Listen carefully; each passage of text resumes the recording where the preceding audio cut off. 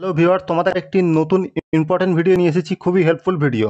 আজকের এই ভিডিওতে তোমাদেরকে দেখাবো আরপিএফ পোস্টে তোমরা যে অ্যাপ্লাই করেছিলে তার এক্সাম কবে থেকে শুরু হচ্ছে এবং তোমরা যে অ্যাডমিট কার্ড ডাউনলোড করবে সেটা কিভাবে করবে, ফুল প্রসেস এই ভিডিওতে তোমাদেরকে দেখাবো। ভিডিওটি যদি তোমাদের কাছে হেল্পফুল বলে মনে হয় অবশ্যই লাইক করবে, বন্ধুদের মাঝে প্রচুর পরিমাণে শেয়ার করে দেবে। আর চ্যানেলে নতুন হয়ে থাকলে অবশ্যই চ্যানেলটি সাবস্ক্রাইব করে পাশে থাকা বেল আইকনটি প্রেস করে নেবে। তার আগে কিছু তোমাদের তথ্য দেবো। দেখো, তোমরা যে পোস্টে আবেদন করেছিলে সেটা হচ্ছে কনস্টেবল এবং সাব ইন্সপেক্টর। এখানে টোটাল শূন্যপদ ছিল হচ্ছে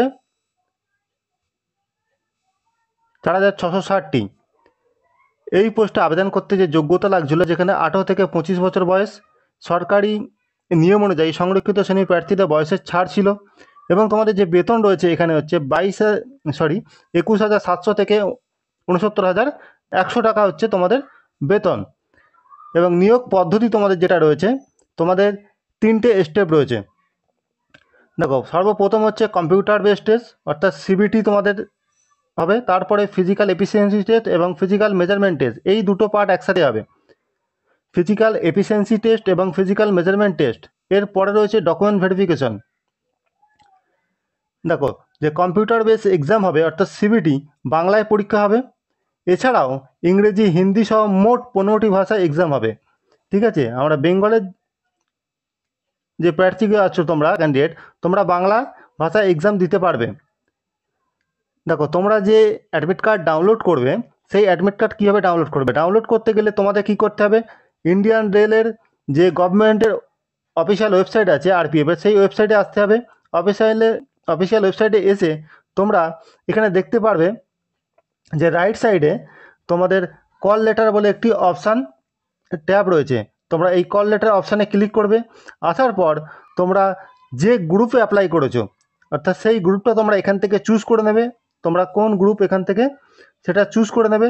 নেওয়ার পর তোমাদের কাছে যে নতুন পেজটি ওপেন হবে, সেখানে তোমরা দেখতে পাবে তোমাদের অ্যাডমিট কার্ড ডাউনলোড করার জন্য রেজিস্ট্রেশন নাম্বার এবং তোমাদের ডেট অফ বার্থ, এই দুটো জিনিস চাওয়া হবে। এখানে তোমাদের রেজিস্ট্রেশন নাম্বার এন্টার করে দেবে এবং তোমাদের ডেট অফ বার্থ দিয়ে নিচে দেখতে পাচ্ছ যে লগ ইন অপশান রয়েছে, এই লগ ইন অপশানে তোমরা ক্লিক করবে। ক্লিক করলেই তোমরা তোমাদের নিজস্ব যে অ্যাডমিট কার্ড সেটা দেখতে পাবে, সেখান থেকে তোমরা ডাউনলোড করে নিতে পারবে।